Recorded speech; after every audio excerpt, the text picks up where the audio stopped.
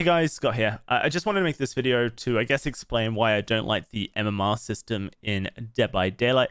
A lot of people have been coming into my streams recently and noticed that, maybe I'm not my most chipper self. I've been a little bit down. I've been quite tired recently, to be fair. I've been playtesting VHS, and as a European, the playtests happen Pacific Coast, West Coast time, and at like 6 p.m. West Coast time, which is 2 a.m. UK time. So I've not been sleeping particularly well, but also Dead by Daylight's MMR system sucks, and it sucks for all the reasons that we thought it might suck. I've tried to keep like a fairly open mind about the skill-based matchmaking system because I knew that it wasn't for me as a player. It was for the people who have less than 10 hours in the game. It's to keep casual players more invested in the game. So I totally understand why Behavior added it. But as soon as the information of how it worked got data mined, I think I just kind of lost that facade of being able to pretend that it was a good system or that it's a system that could work for DVD. And I need to explain this in one video because every time someone comes into a stream, they kind of ask or argue or don't understand, I guess, why I don't like the MMR system. And one video hopefully can just kind of get it out there. Whether you agree with me or not is irrelevant as far as I'm concerned. I just need to express this in one spot. So I think that the reason MMR systems don't work very well in Dead by Daylight is because Dead by Daylight doesn't have a very good defined win condition. I think that an MMR system can work in an asim game where one role has a different win condition to another role, but Dead by Daylight has basically, since its existence, tried its best to not have a win condition so that people can play it in any way they want to and have fun. If you tell people how they have to win, then you can potentially take some of that magic away that Dead by Daylight has in it. And you could argue that Killer has a fairly defined win condition, right? Killers equals kill, right? And that's kind of how the MMR system works. You gain MMR for killing. So if you get like a 3/4K, 3/4 kills in a 10 to 15 minute window, then you get lots of MMR. And that's like fine for like a general skill-based matchmaking system. It's really bad for actually defining skill though, because the most efficient way to get a 3 to 4K is to tunnel someone and proxy camp that one person, which is not a fun playstyle. There is zero skill involved in doing so. It's basically just playing your feet near a hook, and the survivors will make the mistakes necessary for you to get a 3 to 4K. But that is how it currently works, and that is what a high MMR killer is. And because the win condition is so simple for killer, actually there are a lot of high MMR killers, as proved by the data miners. The majority of people queuing at any given time, up to 4 or 5 times the survivor queue, is high MMR killers, because the win condition for killer is so simple. The survivor win condition is actually really simple when you think about it, but it doesn't really make sense for Dead by Daylight. That if you want to gain MMR for survivor, all you have to do is escape. So let's just give you an example here. One survivor loops killer for 5 gens. Okay. 2 survivors do 5 gens. The third survivor is hiding in a corner next to exit gate. When the exit gate is powered, they open the exit gate and all 4 survivors escape. In this game, every survivor receives the same MMR. Okay? Now let's assume that the survivor who looped didn't escape. They get hooked in the endgame collapse because of NOED, for example, and then these 3 survivors escape.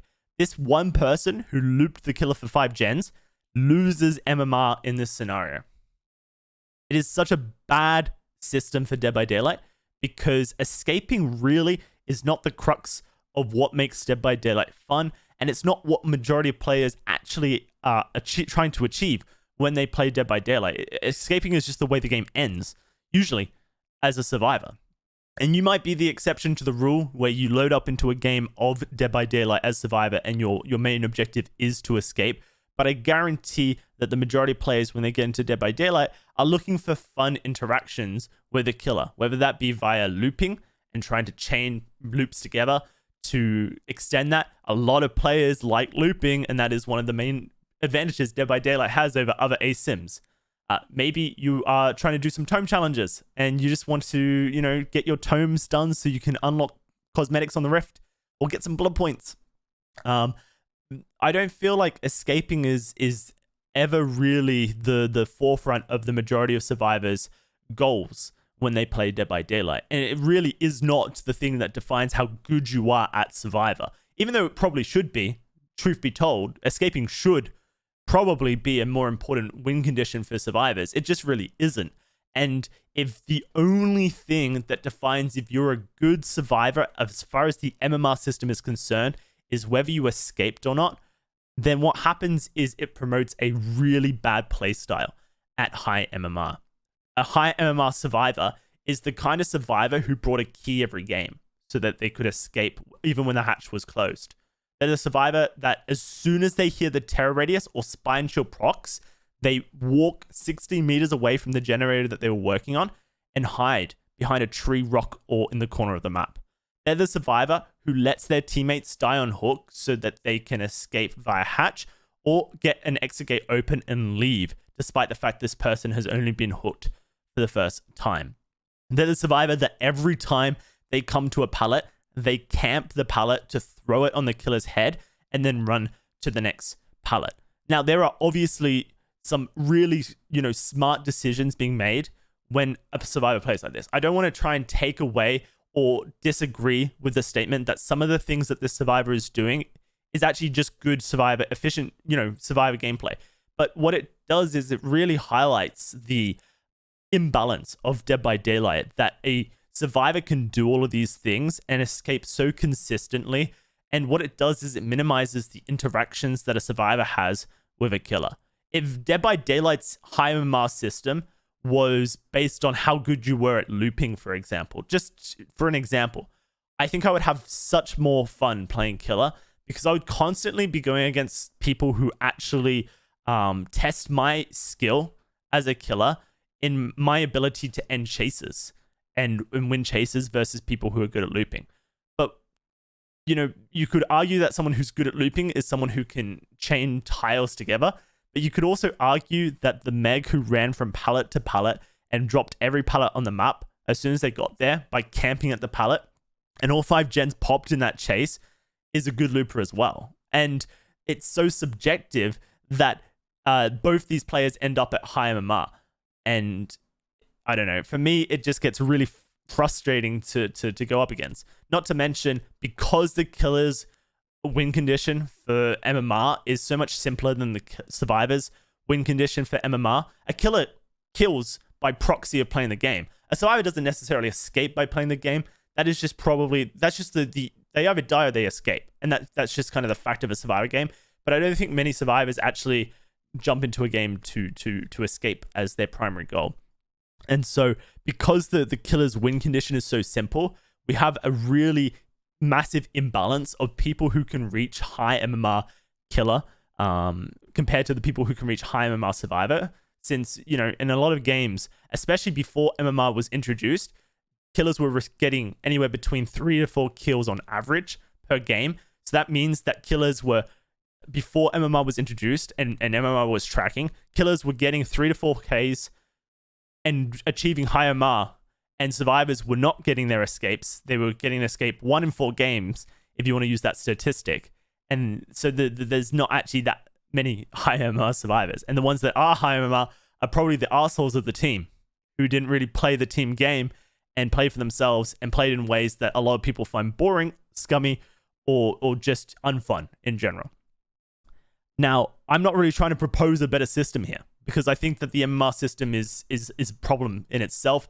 Because Dead by Daylight, for 5 years of existence, never defined a win condition, there isn't really a good way to define skill-based matchmaking in Dead by Daylight.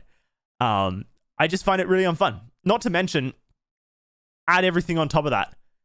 There's so many hackers in Dead by Daylight, and because hackers always escape, apart from that rare 1 in 100 games where they make a mistake and end up on a hook, but the hacks in Dead by Daylight that you can get now. Literally, there's a button that says escape, and it triggers you to escape no matter where you are on the map. They all end up at the highest MMR. So you end up playing versus them a lot. And I've seen some people say, well, just tank your MMR, DOWSEY. Just tank your MMR. But the data miners have already shown us that if you reach 1900 MMR on your best killer, right, you will be around 1700 MMR on every other killer that you play. So the whole locking your killer rotation, right, so that you can't change killers in a queue, so that the MMR system works better, doesn't really matter all that much, because Behavior decided to make it so heavily weighted on what your best killer is in the game, that if your best killer reaches that 1900 MMR cap that Behavior put into the game, then pretty much every one of your other killers will be around 1700. And there are, 25 killers now in Dead by Daylight?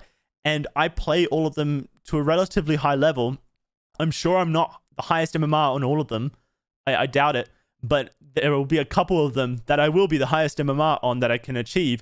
And because of that, I can't really tank my MMR, because it would mean I would have to tank my MMR on every killer in Dead by Daylight if I wanted to get those more interesting games. This system is flawed, and I see a lot of people saying that I should never have complained about it because I did 4K streaks and win streaks, and I played sweaty when there was no MMR system.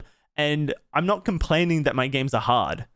Really, I'm not. I'm complaining that the MMR system is broken in the beginning, and what it promotes is an imbalanced and an unfun game style. Because the most effective survivor play style with the MMR system, the people who rise to the top of the MMR system as a survivor, aren't playing Dead by Daylight in a way that is fun and interesting. They are literally playing Dead by Daylight in a way that limits the interactions that a killer can have with them to the absolute minimum, which is boring. It's like playing with yourself, except you're not, because you're in a game in a 1v4.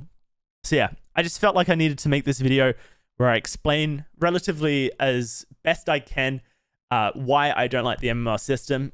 It's got me down recently, especially because my killer queues are then 5 to 10 minutes long to either get into a match with a hacker, a match with a 4-man Swift, a match with people abusing every imbalanced thing in Dead by Daylight to the absolute maximum, or people who just are doing their absolute most to limit the interactions I can actually have in the game as a killer.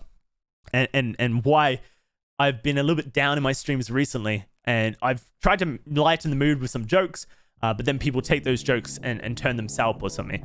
So yeah, I just felt like I needed to make that video. I hope that explains some things. And yeah, I guess I'll catch you guys on the next video. And also, I wasn't wearing pants for this video. Check me out, y'all.